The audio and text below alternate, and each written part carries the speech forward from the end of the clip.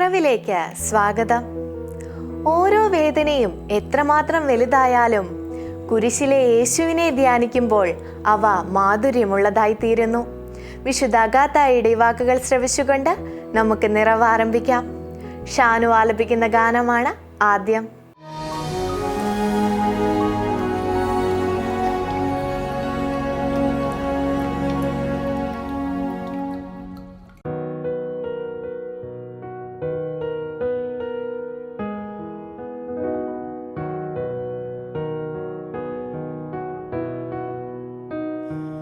എന്തു ഞാൻ പകരം നൽകും നീ കരുതും കരുതലിനായി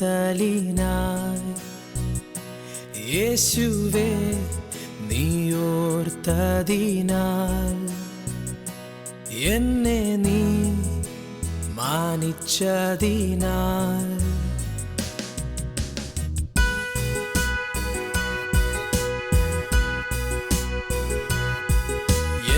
രക്ഷയായ ദൈവം എന്നുയർച്ചയായ ദൈവം നിൻ സൗമ്യത എന്നെ വലിയവനാക്കി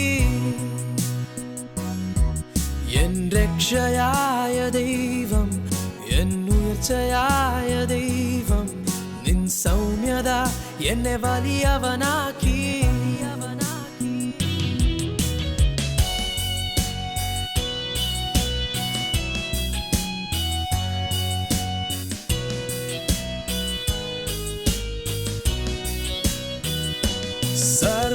സർവഭൂമിക്കും രാജാവു നീ ഇസ്രായേലിൻ പരിശുദ്ധൻ നീ എന്നെ വീണ്ടെടുത്തോനും നീയേ നിന്റെ പ്രവർത്തികളാതിശയമേ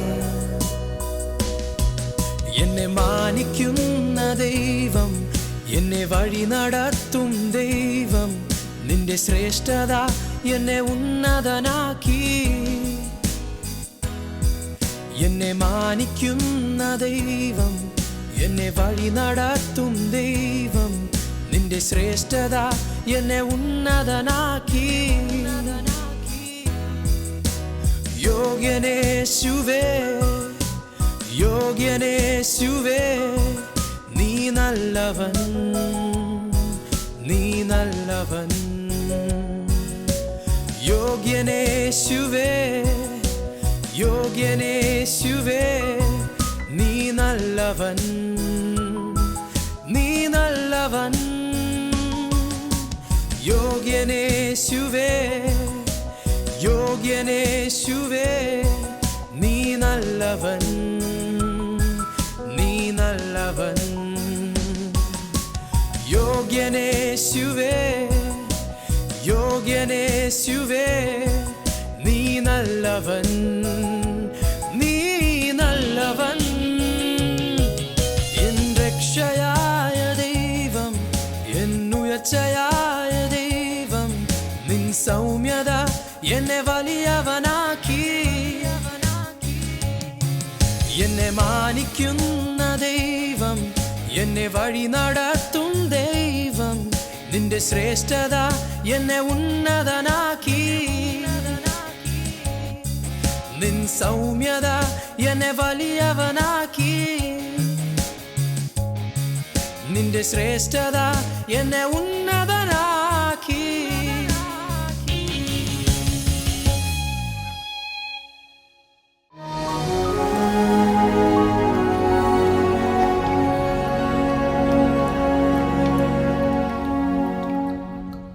ഓർമ്മകളെക്കുറിച്ചും മറവികളെക്കുറിച്ചുമാണ് ഫാദർ സിറിയക്കോട്ടയിൽ ഇന്ന് നമ്മോട് സംസാരിക്കുന്നത്.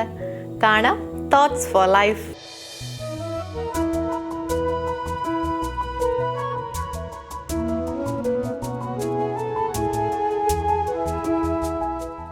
ഓർമ്മയും മറവിയും ഒരു മനുഷ്യൻ്റെ ജീവിതത്തോട് ബന്ധപ്പെട്ട രണ്ട് പദങ്ങളാണ്.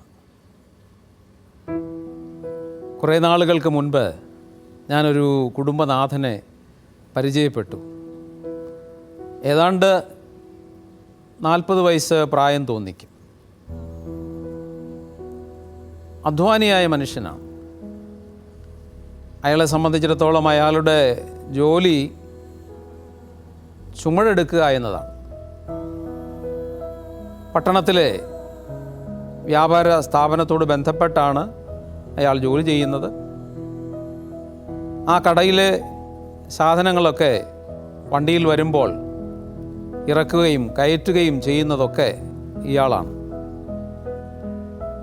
അധ്വാനിയായ ഈ മനുഷ്യൻ്റെ ഒരു പ്രത്യേകത, ഇയാൾ പണം ദൂർത്തടിക്കാറില്ല എന്നതാണ്. ഞാൻ അയാളോട് ചോദിച്ചു, പണം സൂക്ഷിച്ചു വയ്ക്കുന്നുണ്ടോ? അയാൾ പറഞ്ഞു, അധികമൊന്നും മിച്ചം വയ്ക്കാനും സൂക്ഷിച്ചു വയ്ക്കാനും ഒന്നും പറ്റുന്നില്ല. കാരണം എൻ്റെ അമ്മ രോഗാവസ്ഥയിലാണ്. അമ്മ ജീവിച്ചിരിപ്പുണ്ട്. അമ്മയുടെ കാര്യങ്ങളിൽ ഞാൻ ശ്രദ്ധിക്കണം. മാത്രമല്ല എൻ്റെ ഭാര്യയും കൂടെ 3 മക്കളുമുണ്ട്. മക്കളെല്ലാവരും പഠിച്ചുകൊണ്ടിരിക്കുന്നു. അവരൊന്ന് കരകയറിയാൽ മാത്രമേ എൻ്റെ കുടുംബത്തെ ഒന്ന് ഉയർത്താൻ പറ്റുകയുള്ളൂ. പണമൊന്നും മിച്ചം വയ്ക്കാൻ പറ്റാത്തതിന് കാരണം ഇവർക്ക് ഒക്കെ വേണ്ടി ചെലവഴിച്ചു കഴിഞ്ഞാൽ ഒന്നുമില്ല എന്നതാണ്. ഞാൻ അയാളോട് ചോദിച്ചു, വീട്ടിലെ ഭക്ഷണം കൂടാതെ ചായക്കടയിൽ നിന്നോ മറ്റോ ഒക്കെ ഭക്ഷണം കഴിക്കാറുണ്ടോ?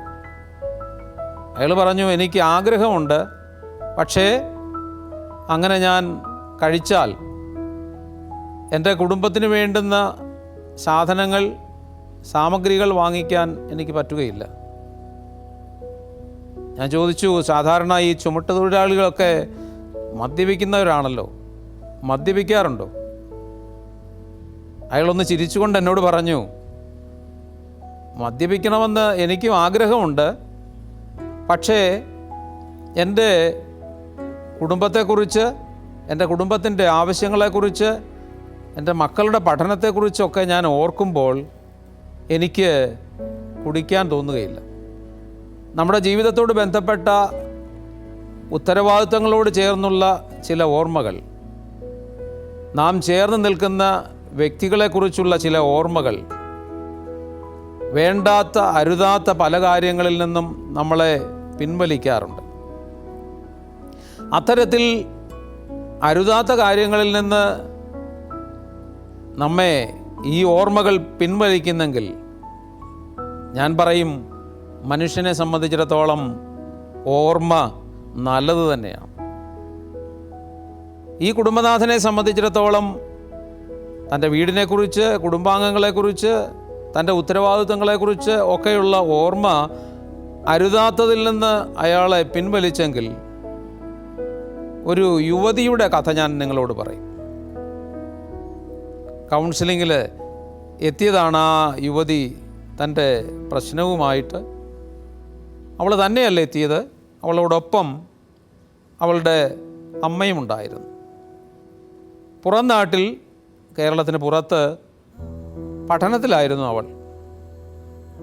സാമ്പത്തികമായി ഏറെ ബുദ്ധിമുട്ടുള്ള കുടുംബമാണ് ഇവളുടേത്.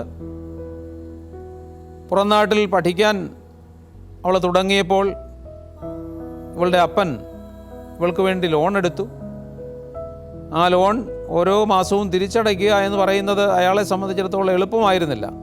എങ്കിലും തൻ്റെ മകൾ പഠിച്ച് വളരുമല്ലോ, അത് കുടുംബത്തിൻ്റെ വളർച്ചയ്ക്ക് കാരണമാകുമല്ലോ എന്ന് വിചാരിച്ചാണ് അയാൾ ലോൺ എടുത്ത് പിന്നെ തിരിച്ചടയ്ക്കാനൊക്കെ തുടങ്ങിയത്. ക്ലേശകരമായ ഒരു കാര്യമായിരുന്നു അയാളെ സംബന്ധിച്ചിടത്തോളം. ഈ പെൺകുട്ടിയെ സംബന്ധിച്ചിടത്തോളം പുറം നാട്ടിലുള്ള പഠനം ആദ്യമൊക്കെ ആരോഗ്യകരമായിരുന്നു. പക്ഷേ പിന്നീട് അങ്ങോട്ട് കൂടെയുള്ള പെൺകുട്ടികളോടൊപ്പം ചേർന്ന് തെറ്റായ വഴിയിലൂടെ അവൾ പോകാൻ തുടങ്ങി. തനിക്ക് ചേരാത്ത ഒരു പരിചയത്തിലേക്കും ബന്ധത്തിലേക്കും അവൾ വന്നുവെന്ന് മാത്രമല്ല, അവളുടെ പഠനം പൂർത്തിയാകുന്നതിന് മുൻപ് വിവാഹം കഴിക്കണം അവനെ എന്നുള്ള ഒരു നിർബന്ധത്തിലേക്ക് അവൾ വന്നു. ഇവളുടെ നാട്ടിലുള്ള കൂട്ടുകാരി വഴി എങ്ങനെയോ ഇക്കാര്യം അപ്പനും അമ്മയും അറിഞ്ഞു. അവരാകെ അസ്വസ്ഥരായി. അവരെ സംബന്ധിച്ചിടത്തോളം ഇത് സ്വീകരിക്കാൻ പറ്റുന്ന ഒരു കാര്യമായിരുന്നില്ല. അങ്ങനെയാണ് ഇവളെ കൂട്ടി എൻ്റെ സെൻറ്ററിലേക്ക് ഈ അമ്മ വന്നത്. ഈ പെൺകുട്ടിയെ സംബന്ധിച്ചിടത്തോളം തന്നെ സ്നേഹിക്കുന്ന, തനിക്ക് വേണ്ടി അധ്വാനിക്കുന്ന, തനിക്ക് വേണ്ടി ക്ലേശങ്ങൾ സഹിക്കുന്ന ഒരപ്പനുണ്ട്, ഒരമ്മയുണ്ട്, ഒരു കുടുംബമുണ്ട് എന്നുള്ള ഓർമ്മ ഇല്ലാതായിപ്പോയി എന്നുള്ളതാണ്. യുവജനങ്ങളെ സംബന്ധിച്ചിടത്തോളം, കുട്ടികളെ സംബന്ധിച്ചിടത്തോളം അവരോർക്കേണ്ടുന്ന ചില കാര്യങ്ങളുണ്ട്. ആ ഓർക്കേണ്ടുന്ന കാര്യങ്ങൾ ഓർക്കാതെ പോകുമ്പോൾ അപകടക്കണിയിൽ നിപതിക്കാനുള്ള സാധ്യതയുണ്ട്. ഞാനും നിങ്ങളുമൊക്കെ വാഹനം ഓടിക്കുന്നവരാണ്. ഏത് വാഹനമായാലും നാം ഓടിക്കുമ്പോൾ, നാം യാത്ര ചെയ്യുന്ന വഴിയിലൂടെ പോകുമ്പോൾ നാം ഓർമ്മിക്കേണ്ടുന്ന ചില ട്രാഫിക് നിയമങ്ങളുണ്ട്. നാം ഓർത്ത് പ്രവൃത്തിയിലാക്കേണ്ടുന്ന ട്രാഫിക് നിയമങ്ങൾ ഓർക്കാതെ വരുമ്പോൾ അപകടക്കണിയിലേക്ക് പോകാൻ സാധ്യതയുണ്ട്. ഓർമ്മയും മറവിയും നമ്മെ സംബന്ധിച്ചിടത്തോളം പ്രധാനപ്പെട്ടതാണ്. നമ്മുടെ ജീവിതത്തെ ഉത്തേജിപ്പിക്കാൻ ചില ഓർമ്മകൾ നല്ലതാണ്. മനുഷ്യൻ്റെ ജീവിതം എപ്പോഴും എല്ലാ കാലത്തും ബന്ധങ്ങളോട് ചേർന്നാണല്ലോ. ബാല്യകാലത്തിൻ്റെയും കൗമാരകാലത്തിൻ്റെയും യൗവനകാലത്തിൻ്റെയും ഒക്കെ ഓർമ്മകൾ മുതിർന്നവരുടെ ഉള്ളിൽ പച്ച പിടിച്ച് നിൽക്കുന്നുണ്ടാവും. അവരെ സംബന്ധിച്ചിടത്തോളം ബന്ധങ്ങളിലൂടെ കടന്നു പോയപ്പോൾ അവരൊട്ടും ഓർമ്മിക്കാൻ ആഗ്രഹിക്കാത്ത ചില സന്ദർഭങ്ങളും സംഭവങ്ങളും ഉണ്ടെന്ന് വന്നേക്കാം. അങ്ങനെയുള്ള കാര്യങ്ങൾ വിസ്മരിക്കുക തന്നെ വേണം. അത്തരത്തിൽ വിസ്മരിക്കേണ്ടുന്ന കാര്യങ്ങൾ വിസ്മരിക്കാതെ നടക്കുന്നവർ വേണ്ടാത്ത ഭാരം ചുമന്ന് നടക്കുന്നവരെ പോലെയാണ്. വേണ്ടാത്ത ഭാരം ചുമന്ന് നടക്കുന്ന ആളുകളെ സംബന്ധിച്ചിടത്തോളം അവരുടെ മുഖമൊരിക്കലും പ്രസന്നമാകാറില്ല. കടന്നുപോയ കാലത്ത്, കടന്നുപോയ ജീവിതത്തിൽ അരുതാത്ത സാഹചര്യങ്ങളിൽ അരുതാത്തതൊക്കെ നമുക്ക് അനുഭവമായി കിട്ടിയിട്ടുണ്ടെങ്കിൽ അതൊക്കെ മറക്കാൻ നമുക്ക് സാധിക്കണം. എന്നാൽ നാം ഓർമ്മിക്കേണ്ടുന്ന ചില പാഠങ്ങളുണ്ട്. നമ്മുടെ ജീവിതത്തിൽ ജീവിത പാഠങ്ങൾ നമുക്ക് ലഭിച്ചിട്ടുള്ളത് ഒത്തിരിയേറെ ആളുകളിൽ നിന്നാണ്. നമ്മുടെ മാതാപിതാക്കളിൽ നിന്ന് ജീവിത പാഠങ്ങൾ കിട്ടിയിട്ടുണ്ട്. നമ്മുടെ ഗുരുക്കന്മാരിൽ നിന്ന് ജീവിത പാഠങ്ങൾ കിട്ടിയിട്ടുണ്ട്. നമ്മുടെ ആത്മീയ പിതാക്കളിൽ നിന്ന് നമുക്ക് ജീവിത പാഠങ്ങൾ കിട്ടിയിട്ടുണ്ട്. ആ പാഠങ്ങൾ ഓരോ സന്ദർഭത്തിലും നമുക്ക് വഴിവിളക്കായി മാറാനിടയാവണം. കുടുംബജീവിതം നയിക്കുന്ന ആളുകൾ, എന്നെ ശ്രദ്ധിക്കുന്നവർ, അവരെ നയിക്കേണ്ടത് മാതാപിതാക്കളോടൊപ്പം അവർ ജീവിച്ചപ്പോൾ അവർക്ക് ലഭിച്ച മൂല്യങ്ങളായിരിക്കണം. അവർക്ക് ലഭിച്ച ജീവിതത്തിൻ്റെ തത്വങ്ങളായിരിക്കണം. ഓരോ ജീവിത സാഹചര്യങ്ങളിലും വരുമ്പോൾ എൻ്റെ അപ്പൻ എന്ത് ചെയ്തു, എൻ്റെ അമ്മ ആ സന്ദർഭത്തിൽ എന്തു ചെയ്തു എന്നുള്ള ഒരു ആലോചന, ഒരു പുനർവിചാരം ഉത്തമമായ വഴിയിലൂടെ പോകാൻ, ഉത്തമമായ തീരുമാനം കൈക്കൊള്ളാൻ തീർച്ചയായും അവരെ സഹായിക്കുമെന്നുള്ളതാണ്. പ്രിയമുള്ള സഹോദരങ്ങളെ, അപ്പോൾ നമ്മുടെ ജീവിതത്തിൽ നാം ഓർക്കേണ്ടുന്ന ചില കാര്യങ്ങളുണ്ട്, ഓർക്കേണ്ടുന്ന ചില വ്യക്തികളുണ്ട്, ഓർക്കേണ്ടുന്ന ചില സാഹചര്യങ്ങളുണ്ട്. എനിക്കറിയാവുന്ന ഒരു യുവാവ്, ആ യുവാവിനെ സംബന്ധിച്ചിടത്തോളം അവൻ്റെ ജീവിതത്തിൻ്റെ ഏതാണ്ട് നല്ലൊരു ഭാഗവും 30 വയസ്സ് വരെയുള്ള കാലവും തെറ്റിൻ്റെ വഴികളിലൂടെ നടന്നതാണ്. വിദ്യാഭ്യാസ വഴിയിലൂടെ അധികം അവന് മുമ്പോട്ട് പോകാൻ പറ്റിയില്ല. അത്തരത്തിൽ മോശമായ കൂട്ടുകെട്ടുകൾ അവനെ വഴിതെറ്റിച്ചിരുന്നു.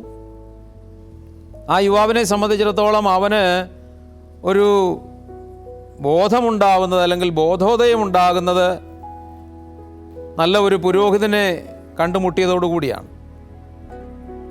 ആ പുരോഹിതൻ്റെ ഇടപെടൽ വഴി ഇവന് വലിയൊരു മാറ്റം ഉണ്ടാവുകയാണ്. 30 വയസ്സിന് ശേഷം പിന്നീട് അങ്ങോട്ടുള്ള വർഷങ്ങൾ അത്ഭുതകരമായ വളർച്ചയാണ് അവനുണ്ടായത്. ഈ യുവാവിനെ സംബന്ധിച്ചിടത്തോളം അവനെ മുമ്പോട്ട് നയിച്ചത് എന്താണ്? അവൻ്റെ മാനസാന്തരത്തിൻ്റെ ഒരു ഓർമ്മയാണ്. കടന്നുപോയ ജീവിതത്തെ സംബന്ധിച്ച് അവന് ഓർമ്മയുണ്ടായിരുന്നു. ഒപ്പം ഒരു പ്രത്യേക സന്ദർഭത്തിൽ അവനൊരു രൂപാന്തരം സംഭവിച്ചു. ആ മാറ്റത്തെക്കുറിച്ചുള്ള അവൻ്റെ ഓർമ്മ അവനെ മുമ്പോട്ട് കുതിക്കാനായിട്ട് പ്രേരിപ്പിക്കുന്നു എന്നുള്ളതാണ്. നമ്മളെ സംബന്ധിച്ചിടത്തോളം നമ്മുടെ ചില വീഴ്ചകൾ, ആ വീഴ്ചകളെക്കുറിച്ചുള്ള ഓർമ്മകൾ നമ്മെ മുന്നോട്ട് കുതിക്കാനായിട്ട് പ്രേരിപ്പിക്കണം. എനിക്കും നിങ്ങൾക്കുമൊക്കെ നമ്മുടെ വളർച്ചയുടെ വഴിയിൽ വിഘാതം സൃഷ്ടിച്ചവരെക്കുറിച്ച് പറയാനുണ്ടാവും. യഥാർത്ഥത്തിൽ നമുക്ക് വിഘാതങ്ങളായി, മാർഗതടസ്സങ്ങളായി വരുന്ന ആളുകൾ പോലും, അവരെക്കുറിച്ചുള്ള ഓർമ്മകൾ പോലും നമ്മെ കൂടുതൽ ഊർജ്ജസ്വലരാക്കേണ്ടതാണ്. അങ്ങനെയുള്ള ഓർമ്മകൾ ചിലരെ പിന്നോട്ട് വലിക്കാം, തളർച്ചയിലേക്ക് നയിക്കാം. യഥാർത്ഥത്തിൽ നമുക്ക് വിഘാതങ്ങളെന്ന് പറയുന്ന സന്ദർഭങ്ങളും വ്യക്തികളും പോലും നമ്മെ വിജയത്തിലേക്ക് കുതിക്കാൻ പ്രേരിപ്പിക്കേണ്ടതാണ്. പരാജയഭീതി അങ്ങനെയുള്ള സന്ദർഭങ്ങളിൽ നമുക്കുണ്ടാവേണ്ടതല്ല. അങ്ങനെയാണെന്നുണ്ടെങ്കിൽ ഒരു വ്യക്തിക്കും ജീവിതത്തിൽ വിജയിക്കാൻ പറ്റില്ല. നമുക്ക് ഉണ്ടായ പരാജയങ്ങൾ, നമുക്കുണ്ടായ വീഴ്ചകൾ നമ്മെ ഉയർച്ചയിലേക്ക് നയിക്കാൻ കാരണമായി തീരണമെന്നത് പ്രധാനപ്പെട്ടതാണ്. പ്രിയ സഹോദരി സഹോദരന്മാരെ, ഓർമ്മയില്ലാതെ നമുക്ക് ജീവിക്കാനാവില്ല. ഒപ്പം മറവിയില്ലാതെയും നമുക്ക് ജീവിക്കാനാവില്ല. നാം മറക്കേണ്ടത് തീർച്ചയായും മറക്കേണ്ടത് തന്നെയാണ്. നാം മനസ്സിൽ ഓർമ്മിച്ചു വയ്ക്കേണ്ടത് തന്നെയാണ്. കാരണം ആ ഓർമ്മകൾ നമ്മെ തളർച്ചയിലേക്കല്ല, വളർച്ചയിലേക്ക് നയിക്കും. എന്നാൽ നാം മറക്കാതിരുന്നാൽ നമ്മുടെ മനസ്സിന് മരവിപ്പും മനസ്സിന് തളർച്ചയും ഉണ്ടാകും. അത് ജീവിതത്തെ ഉയർത്തുകയില്ല, വളർത്തുകയില്ല, എന്നും തളർത്തുകയുള്ളൂ. അതുകൊണ്ട് വേണ്ടതൊക്കെ ഓർമ്മിക്കാം, വേണ്ടതൊക്കെ മറക്കുകയും ചെയ്യാം.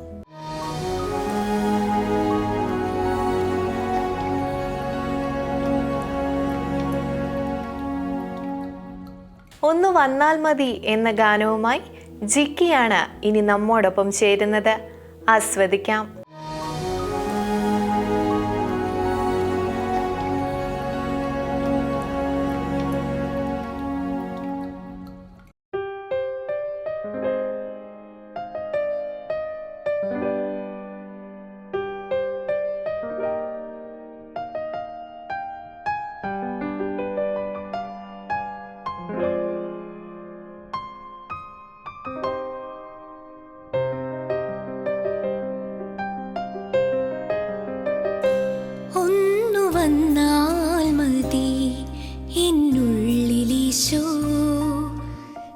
സ്നേഹമൊന്നു രുചിച്ചറിയാം. ഒന്നലിഞ്ഞാൽ മതി എന്നുള്ളിലീശോ, ആത്മാവിലാനന്ദം നിറഞ്ഞൊഴുകാൻ. എന്നേശുവേ എൻ ദൈവമേ, വന്നു വസിക്കണേ എൻ്റെ ഉള്ളിൽ. എന്നേശുവേ എൻ സ്നേഹമേ, എന്നിലലിയണേ എന്നുമെന്നും.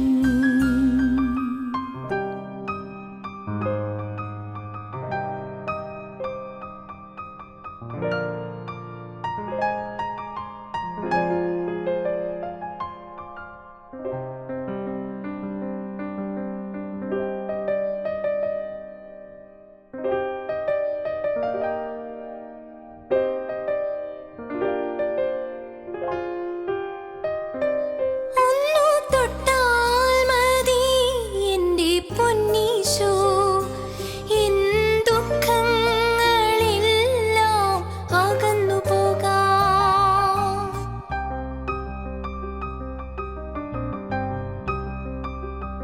ഒന്നു തൊട്ടാൽ മതി എൻ്റെ പൊന്നീശോ, എൻ ദുഃഖങ്ങളെല്ലാം അകന്നു പോകാം. ഒരു വാക്കു മാത്രം അരുൾ ചെയ്താൽ മതി, ഒരു വാക്കു മാത്രം അരുൾ ചെയ്താൽ മതി, എന്നിലെ മുറിവുകൾ സൗഖ്യമാകുവാൻ. എന്നേശുവേ എൻ ദൈവമേ, വന്നു വസിക്കണേ എൻ്റെ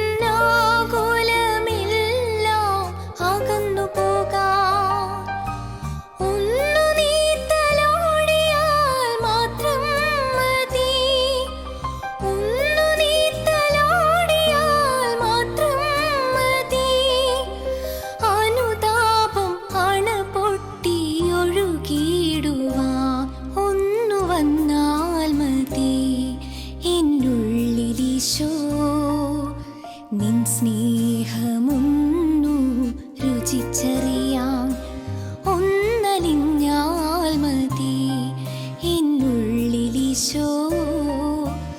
ആത്മാവിലാനന്ദം നിറഞ്ഞൊഴുകാൻ എന്നേശുവേ എൻ ദൈവമേ വന്നു വസിക്കണേ എൻ്റെ ഉള്ളിൽ. എന്നേശുവേ എൻ സ്നേഹമേ എന്നിലലിയണേ എന്നുമെന്നും.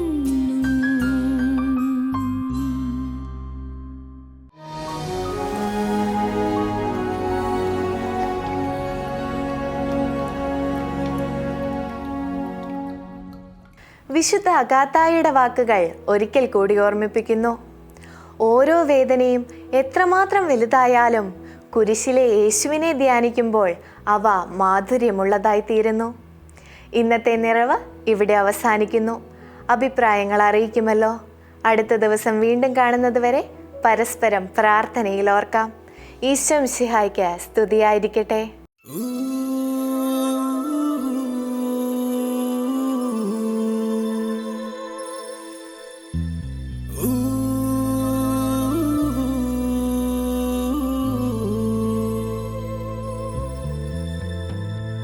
കാൽവരി കുന്നിന്മേൽ എൻ പേർക്കായി ചിന്തി നീ കുഞ്ഞാടെ നിന്നിൽ ഞാൻ കാണും നിൻ്റപ്പായേ. കാൽവരി കുന്നിന്മേൽ എൻ പേർക്കായി ചിന്തി നീ കുഞ്ഞാടെ നിന്നിൽ ഞാൻ കാണും നിൻ്റപ്പായേ.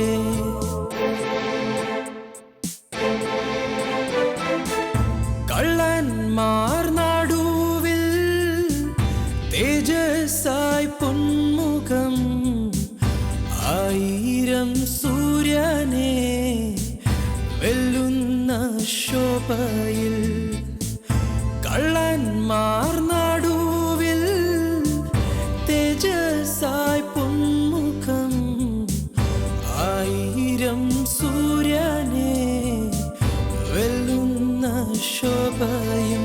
കയ്യിലാണിപ്പഴുതുകൾ കാട്ടി അവൻ മേഘാരൂഢനായി മാറി. ആ കുഞ്ഞാടെ നിന്നിൽ ഞാൻ കാണുന്നെൻ്റപ്പായേ, കാണുന്നെൻ്റപ്പായേ. കയ്യിലാണിപ്പഴുതുകൾ കാട്ടി അവൻ മേഘാരൂഢനായി മാറി. ആ കുഞ്ഞാടെ നിന്നിൽ ഞാൻ കാണുന്നെൻ്റപ്പായേ, കാണുന്നെൻ്റപ്പായേ.